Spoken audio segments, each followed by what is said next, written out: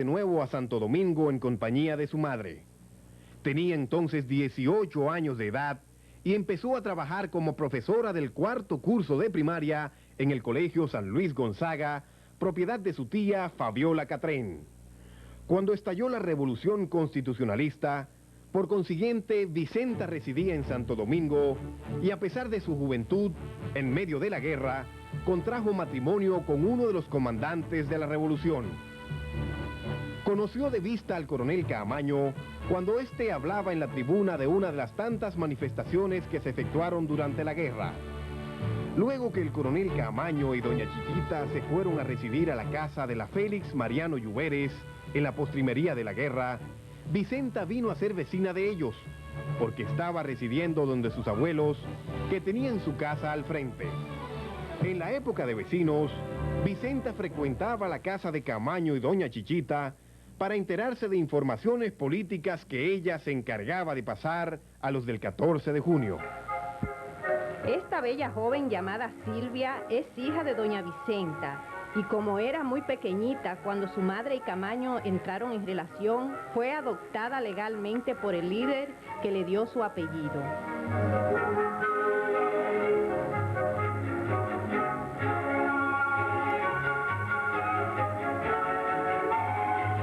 El matrimonio que ella tuvo durante la Revolución naufragó en pocos meses, de manera que cuando terminó el conflicto bélico, ella se fue de nuevo a Valencia, España.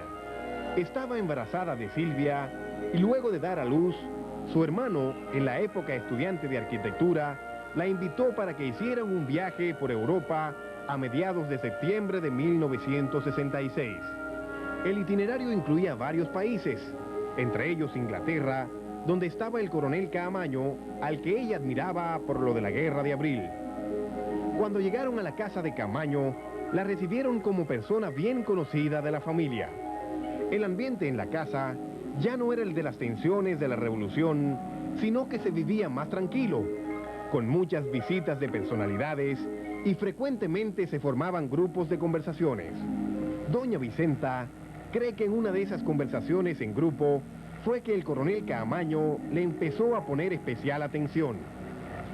Él había desarrollado un alto sentimiento antinorteamericano y conversando sobre las experiencias de Vietnam, ella se permitió hacer una observación política y Caamaño la miró sorprendido. Entonces ya yo me introduje ahí, empecé a hablar y empecé a decir, y él después me contaba que él eso le impactó mucho. Dice que los 3 días que permaneció en Londres, las conversaciones con Caamaño siempre fueron sobre política. Vicenta se fue a París diciéndole a Caamaño que estaba dispuesta a servirle. Y cuando doña María Paula, la esposa del líder, vino a Santo Domingo para dar a luz a su tercer vástago, la niña Paola Alexandra, este llamó a los padres de doña Vicenta, residentes en Valencia, para avisarle que enviaría donde ellos a sus 2 pequeños hijos varones.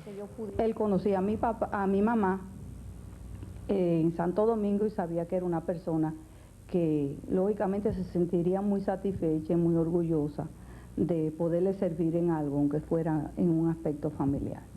Lógicamente, yo le dije que aunque yo no estaba, no había ningún problema. Llamé a Valencia, mi mamá se puso muy contenta y me fui entonces a Londres para terminar de resolverle los detalles de la ida de los niños hacia Valencia, comprarle algunas ropa, hacer algunas cosas, recoger algunas cosas. Y entonces los Francito y Alberto, sus 2 hijos mayores, entonces él los mandó con una persona que estaba allá también en Londres. Creo que el coronel Canela es apellido Canela, o sea, el apellido es Canela.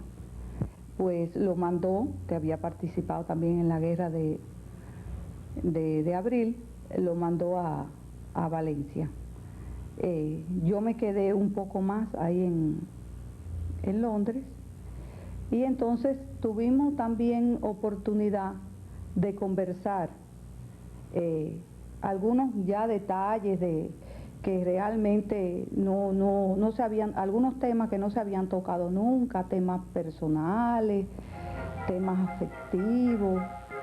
El caso es que se enamoraron e iniciaron una relación que culminó con esto, expedido en Cuba, poco antes de que Camaño viniera a morir en las montañas, y en el cual ambos son declarados esposos.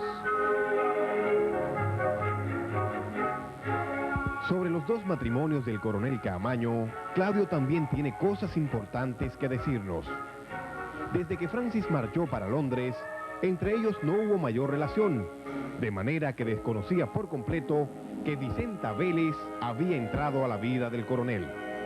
El día 14 de junio del año 1969, arribamos el coronel Marte Hernández y yo al aeropuerto de La Habana con la misión de contactar al coronel Caamaño.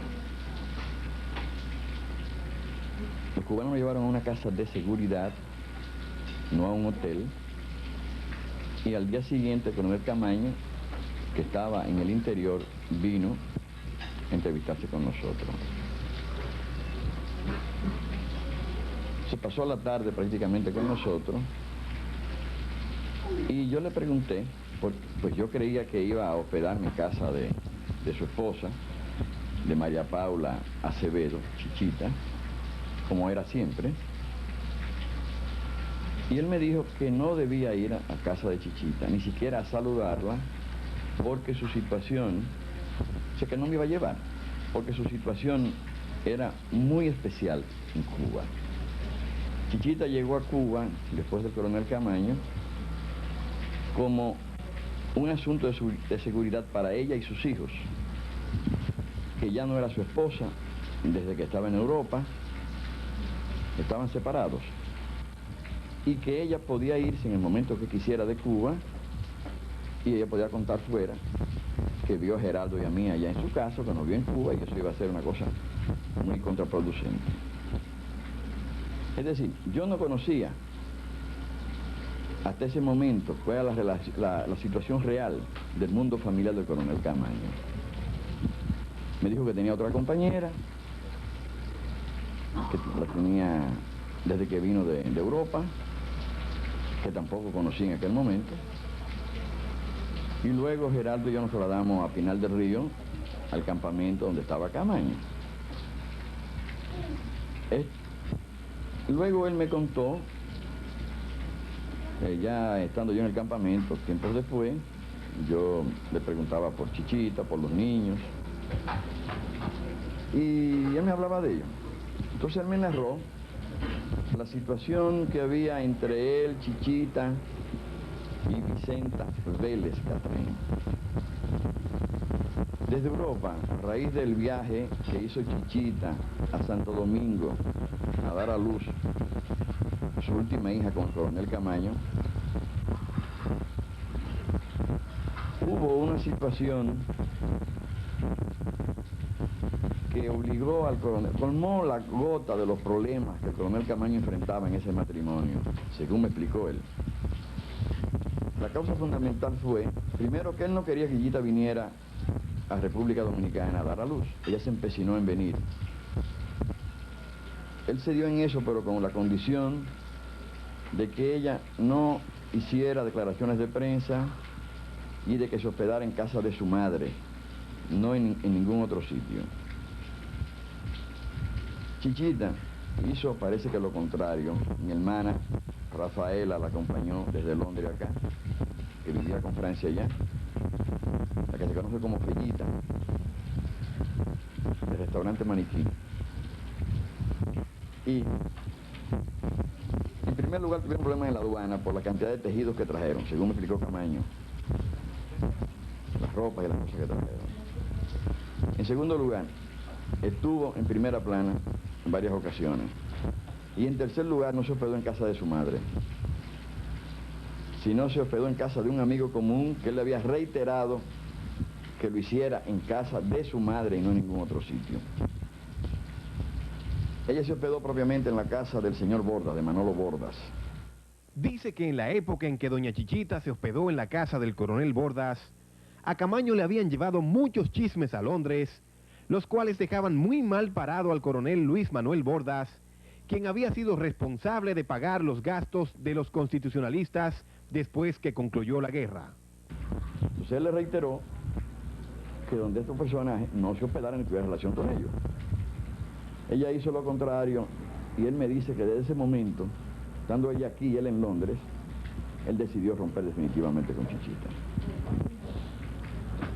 Él conocía a Vicenta, no sé específicamente la relación, si había sido antes de Chichita ya o no, la relación de tipo amoroso. Él me dijo a mí que no, y yo le creí mucho a Francis, yo solo pregunté. Señala que aunque este tipo de detalles al televidente les puedan parecer un poco fuerte, él quiere que se sepan para que todo el mundo conozca quién fue realmente Francisco Alberto Camaño Deñó. Puntualiza que la relación amorosa Francis-Vicenta se inició en diciembre del 1966 y no antes, y aun cuando Camaño no se divorció de doña Chichita, no tuvo más vida marital con ella. Esas conversaciones de intimidad con el coronel la hicimos varias veces y muchas veces no tenía con quién tratar problemas que pasaban en ese tipo de cosas, y claro, lo hacía conmigo. Eso me creó algunos problemas dentro del campamento.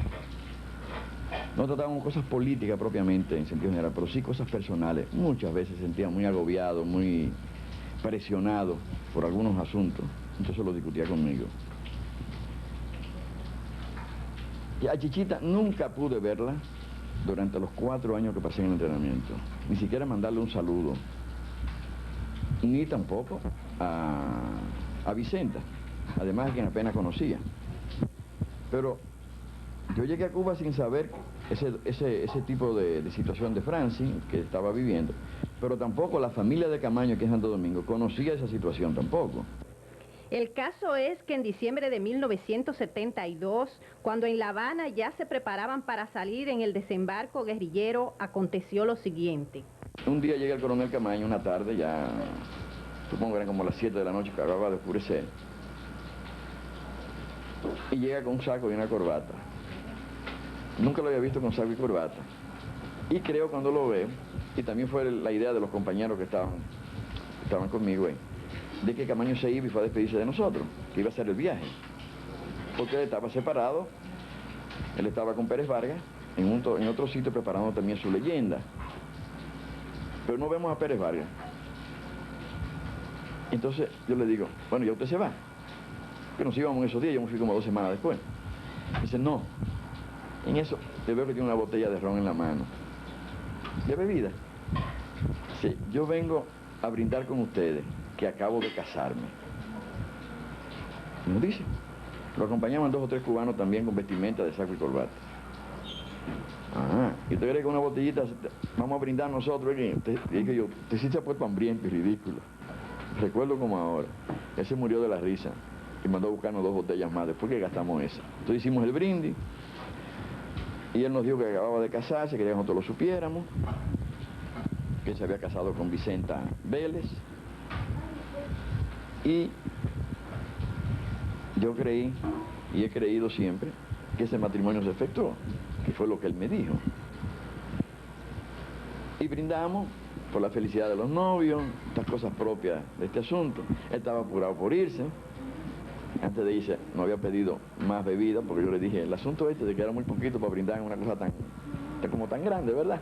Claudio dice que la boda de Camaño y Vicenta la celebró con alegría. Porque conocí en intimidad los problemas que Camaño enfrentaba con las 2 familias.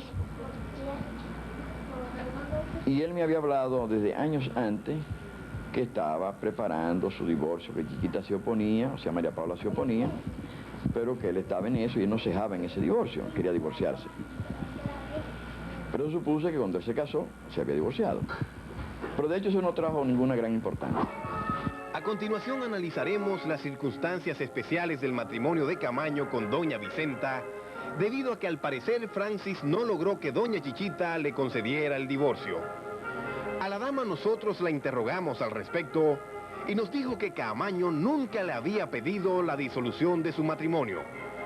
El caso es que las nupcias con doña Vicenta fueron pocos días antes de partir en la expedición de Playa Caracoles, en la que por sus manuscritos sabemos que Camaño preveía la posibilidad de morir. Al parecer, este tipo de riesgo fue lo que motivó que el gobierno cubano accediera a casarlo, aun cuando legalmente no estaba divorciado. En el acta fechada el 2 de octubre de 1972, se hace constar que entonces Camaño tenía 40 años de edad y que era divorciado. Doña Vicenta, divorciada también con 26 años de edad. El acta tiene la observación de que únicamente surte efecto en el extranjero previa legalización por el Ministerio de Relaciones Exteriores.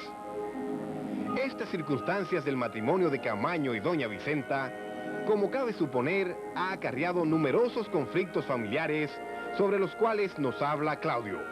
Luego, muerto el coronel, a mi regreso a Cuba, me reciben en el aeropuerto a mí y a mis hijas, que llegamos primero, Vicenta Vélez, y quien era una figura de primer orden en el Estado cubano, Celia Sánchez. Era quizás, después de Fidel y Raúl, la persona más influyente de toda Cuba.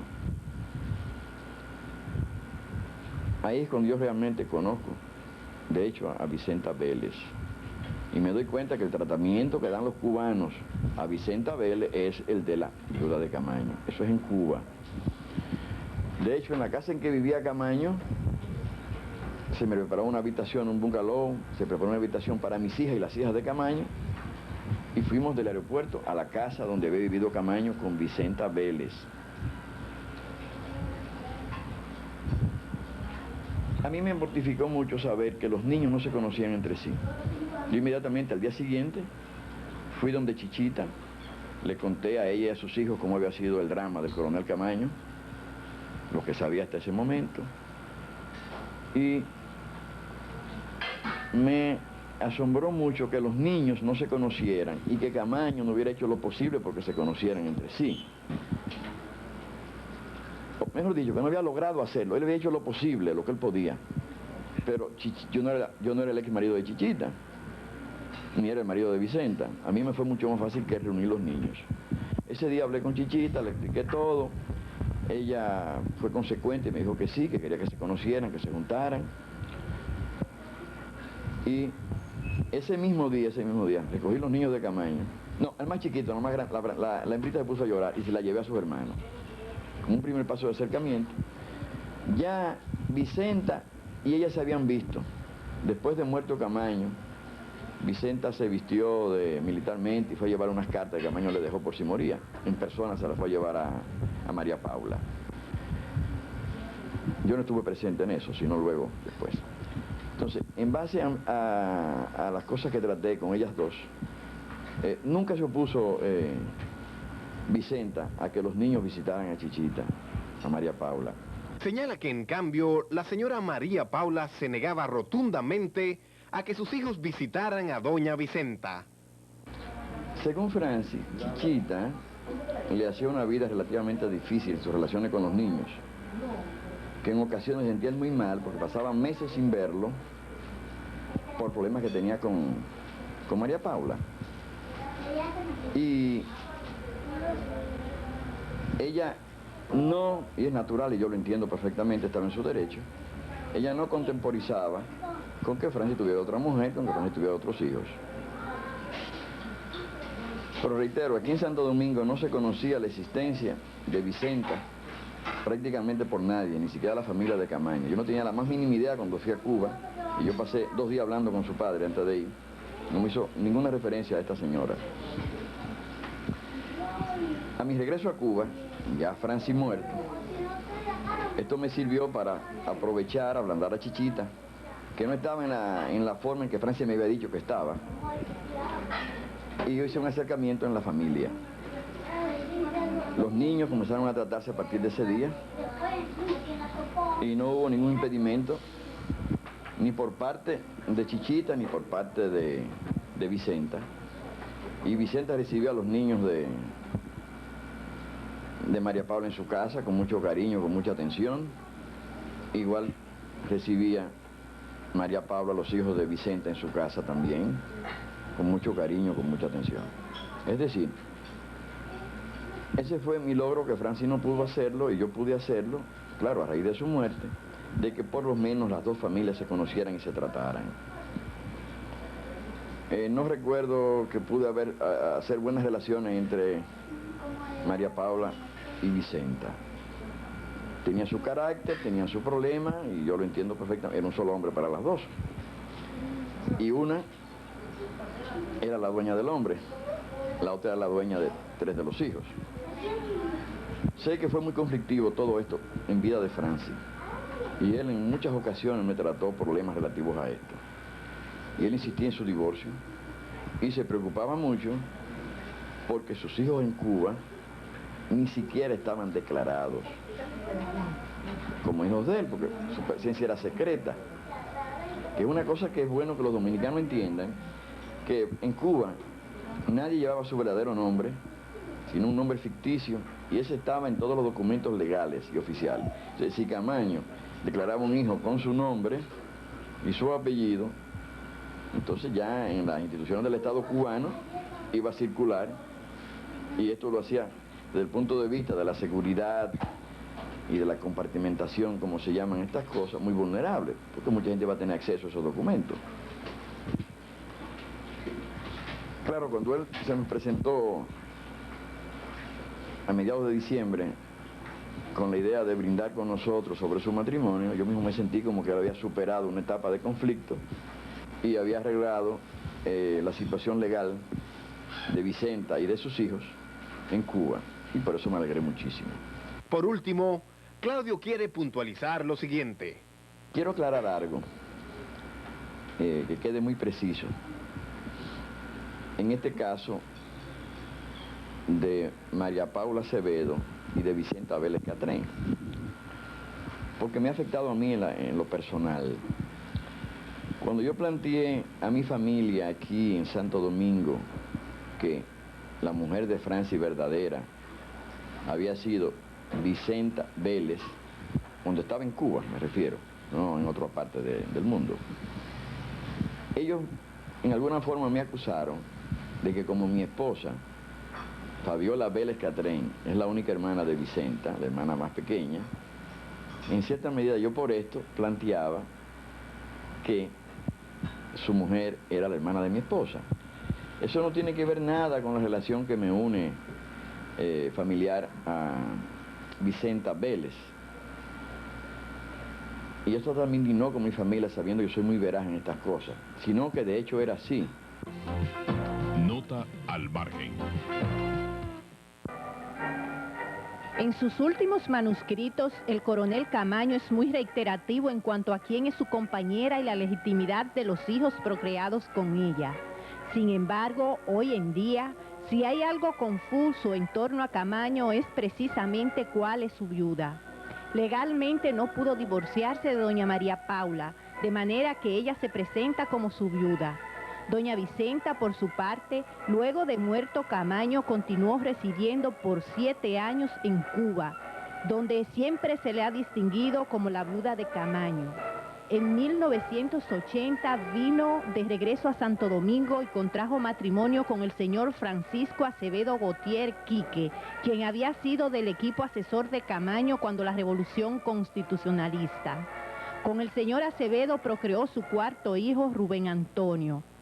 Doña Vicenta suele hacer acto de presencia en actividades relativas a Camaño cuando considera que éstas son coherentes con las aspiraciones que éste tuvo en los últimos años de su vida.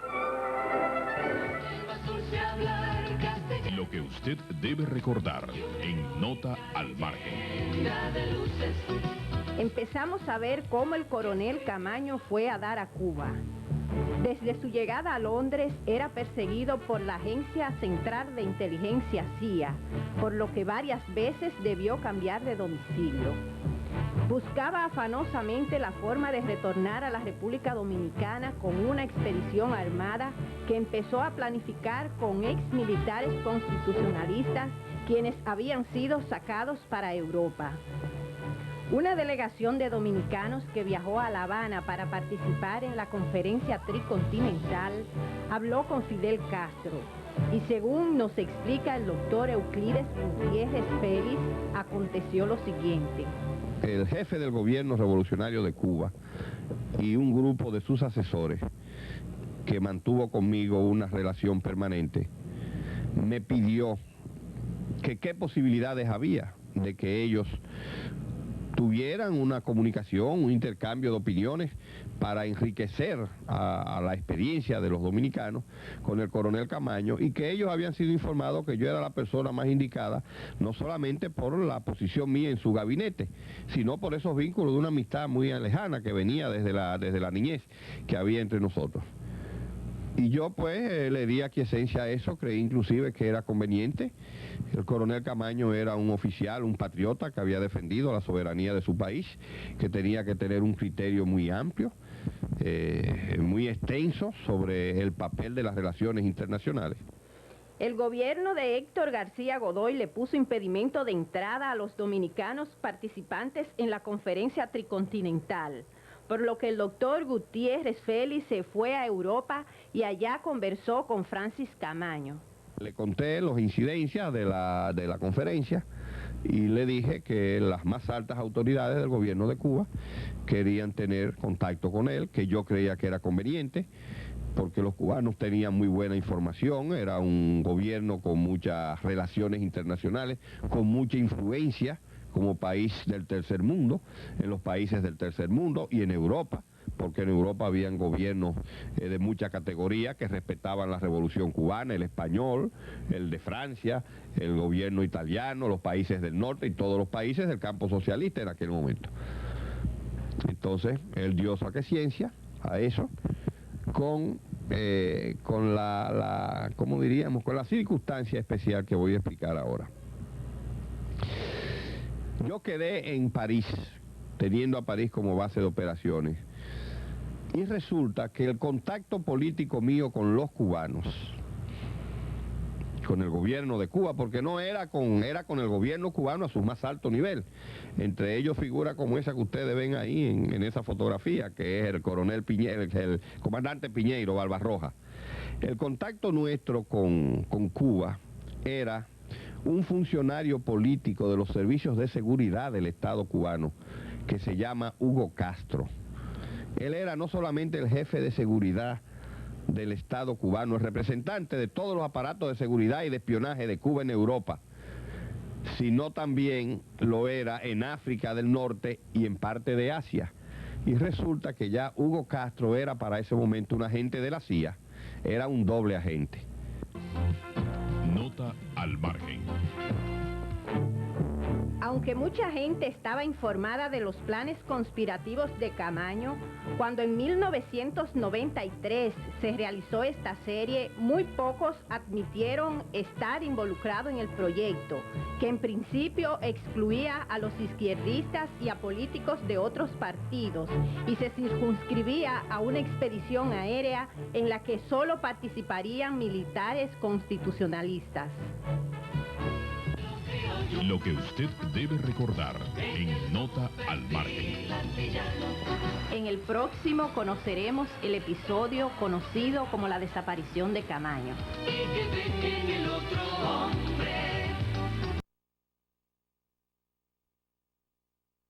Y así somos una historia. La llamada desaparición del coronel Camaño no fue tal.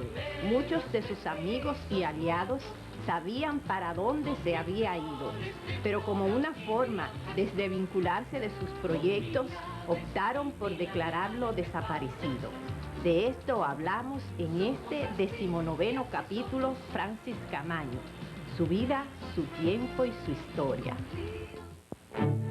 Para conocer cuáles vínculos hubo entre el Partido Revolucionario Dominicano y la primera conspiración del coronel Francis Camaño contra el gobierno del doctor Joaquín Balaguer, surgido por las elecciones de junio del 66, escucharemos primero al doctor José Francisco Peña Gómez, quien comienza explicándonos que precisamente a finales del mes de junio del 66, él salió en el que fue su primer viaje a Europa, invitado por el secretario general de la Unión Internacional de Juventudes Socialistas, IUCIS.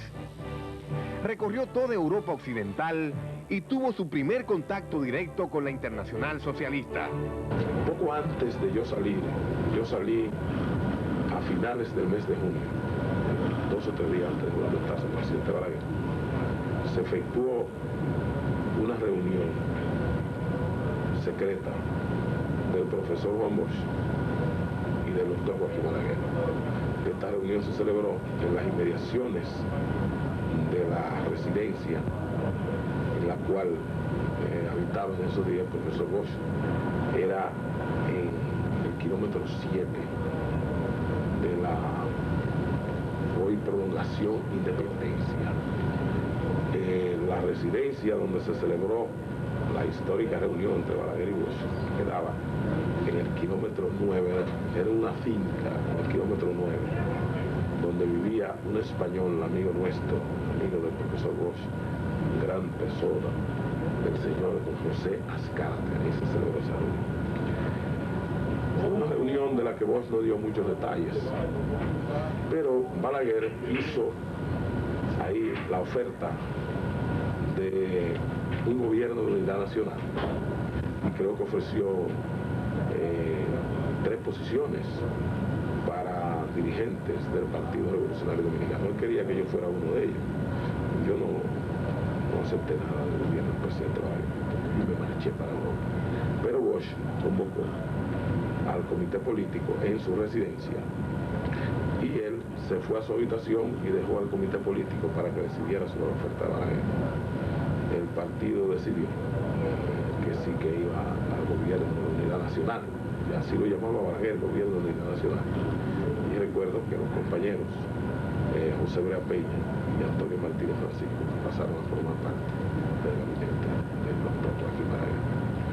Posteriormente a mi regreso encontré que otros 2 compañeros, a la sazón, mi caro amigo Enriquillo de Rosario Ceballos y también el doctor José Rafael Molino Oreña, habían aceptado sendas embajadas del gobierno del presidente Balaguer.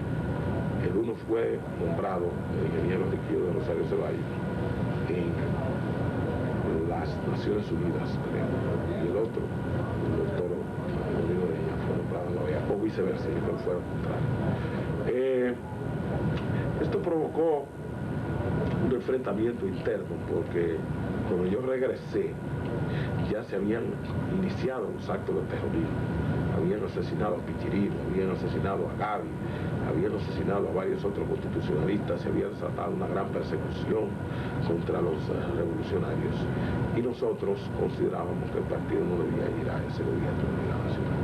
Se celebró la convención de octubre, que fue la 4ª convención, donde salió el grito de cara al sol, y allí se decidió romper relaciones con el gobierno de Balaguer y pedir la renuncia del ministro. Todavía no había nombrado a los mandados. Brea Peña se llevaba muy bien con nosotros y se llegó a un acuerdo para que se quedara. El asunto es que se inició el enfrentamiento con el gobierno. Nosotros, con dolor en el alma, el comité de disciplina expulsó a los 2 embajadores. Era un momento de una lucha muy violenta. Y entonces se inició un movimiento. Bueno, el profesor Bosch en esos días se fue, no participó. Realmente ellos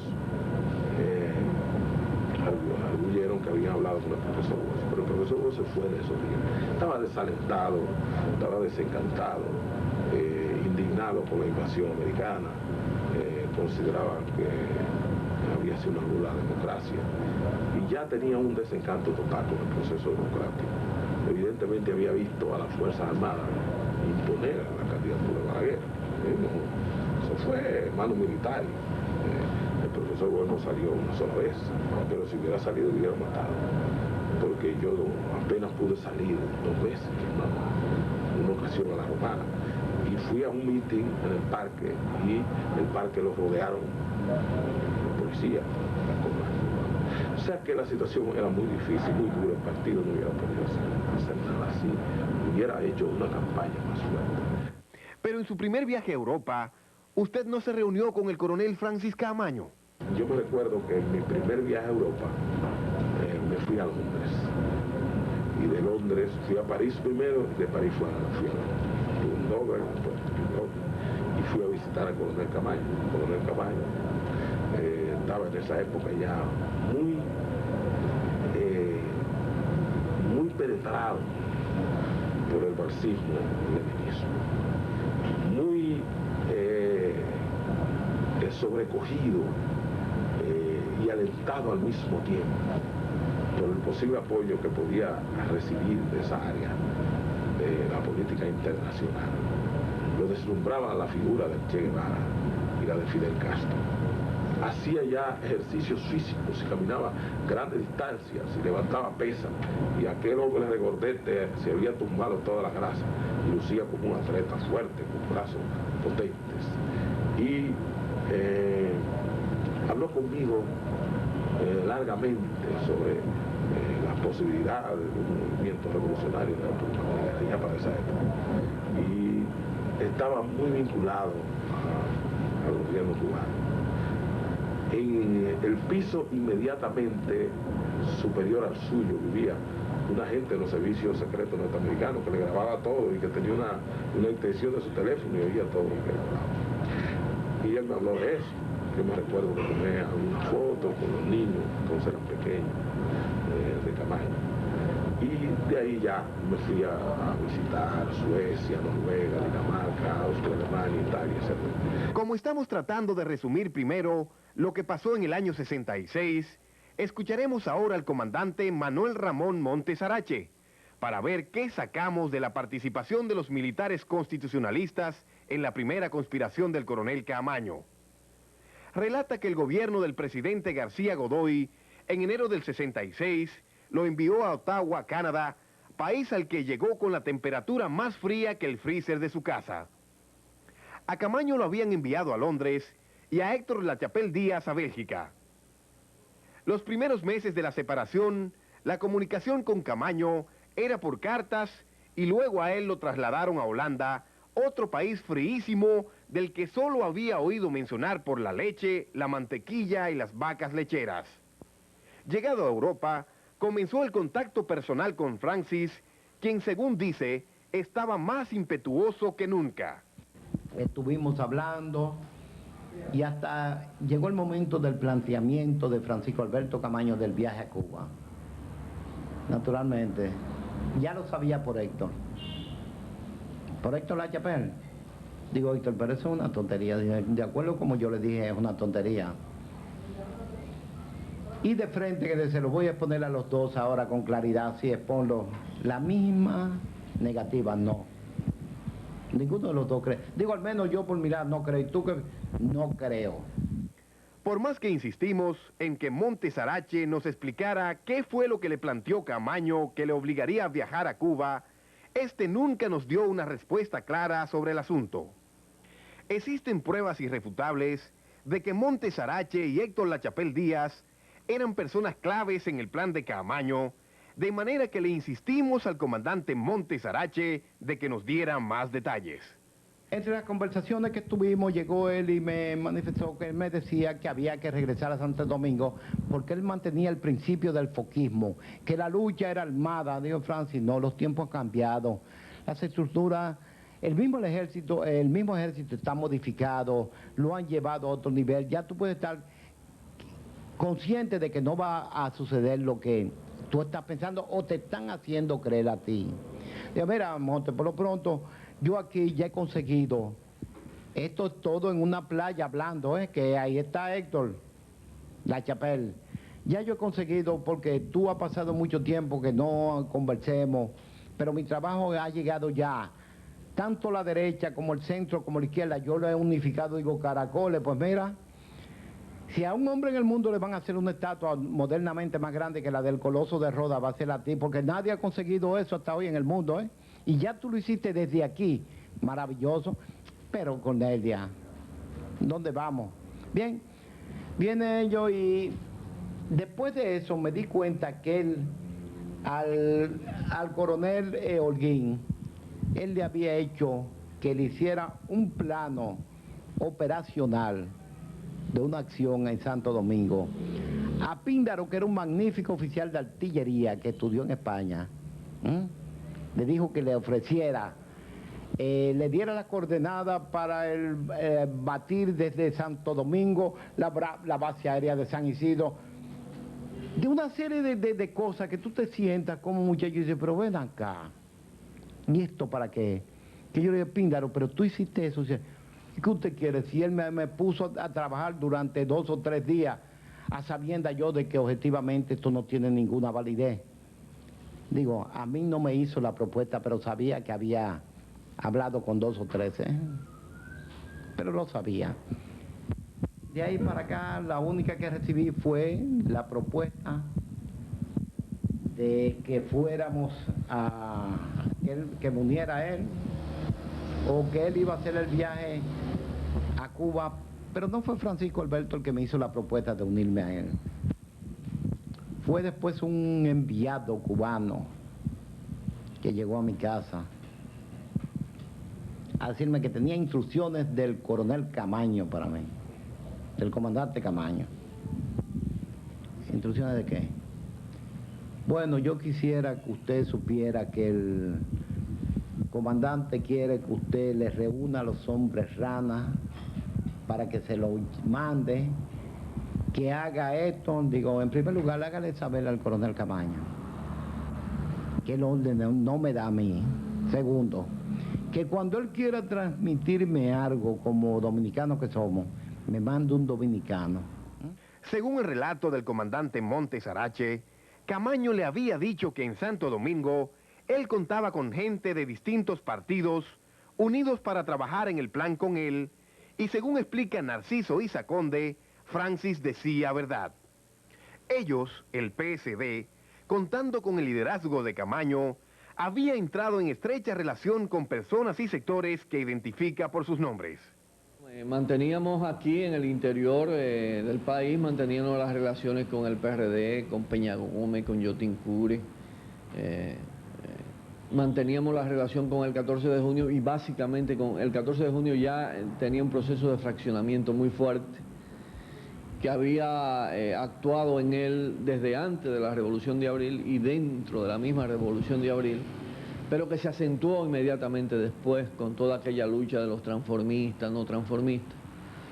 Las relaciones principales entonces nosotros las teníamos con Fidelio Despradel, con el sector que él encabezaba, y tratamos de mantener, se agudizaron las contradicciones con el movimiento popular dominicano.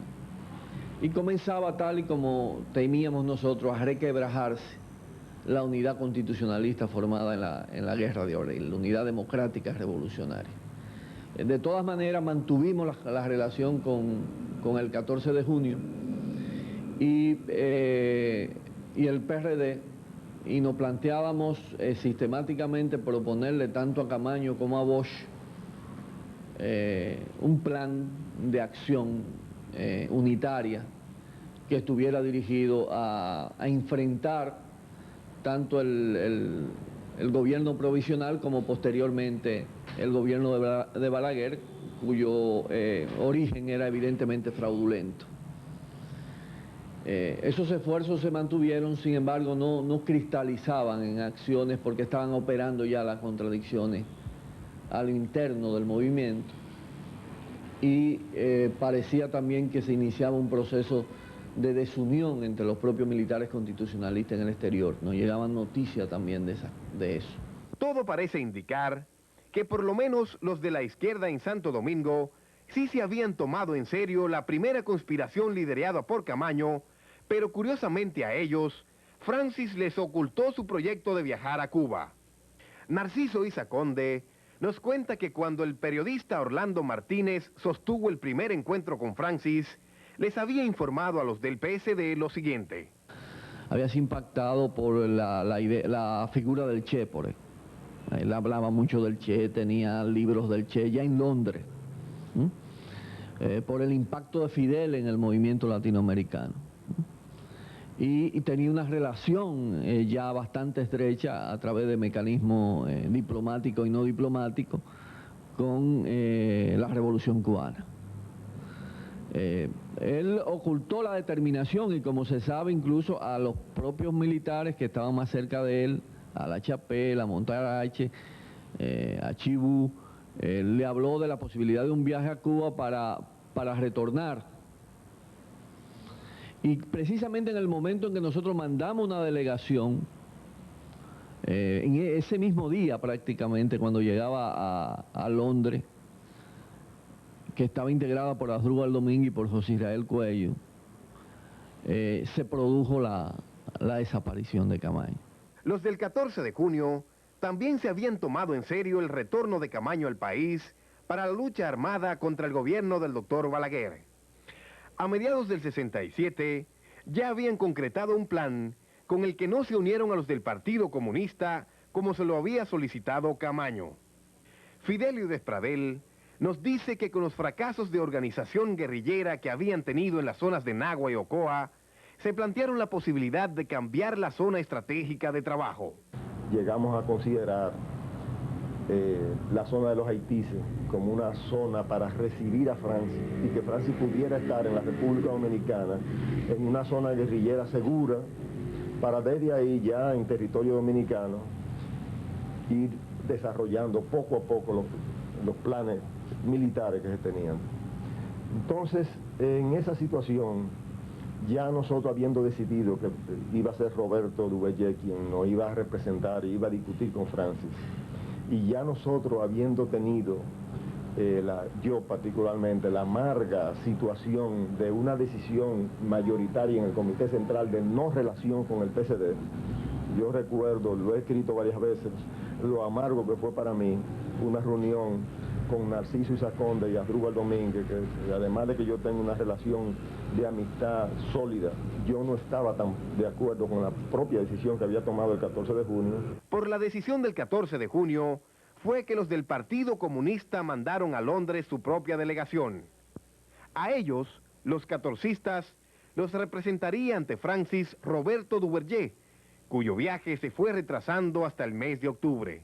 Ya Francia estaba desesperado, porque durante meses él estaba esperando ese viaje. Y durante meses él iba siguiendo paso por paso lo que nosotros íbamos haciendo. ¿Qué pasa? Que cuando ya Roberto tiene su viaje listo, está completamente enmascarado, tiene sus documentos clandestinos listos para salir y ya se tiene la fecha de salida, nos llega a nosotros la información de la muerte de Ernesto Che Guevara en la Loma de Bolivia. Aquello fue la copa que rebosó el vaso para el 14 de junio. Dijimos que necesitábamos información de qué es lo que había pasado con el Che Guevara, porque para nosotros era absurdo que el principal dirigente que tenían, vamos a decir, el movimiento insurgente en América Latina cayera como cayó el Che Guevara en las montañas de Bolivia.